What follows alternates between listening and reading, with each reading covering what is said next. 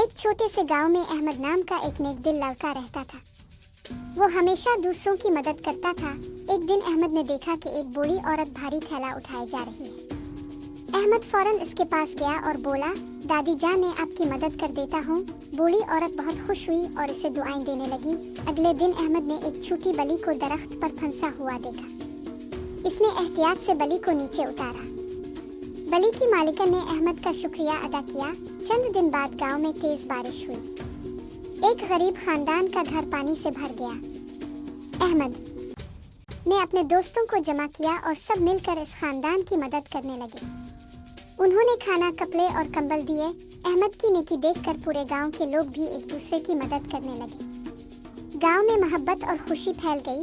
आखिर में गांव के बुजुर्ग ने कहा, जो दूसरों की मदद करता है अल्लाह भी इसकी मदद करता है। सबक: हमेशा दूसरों की मदद करें क्योंकि नेकी कभी जाए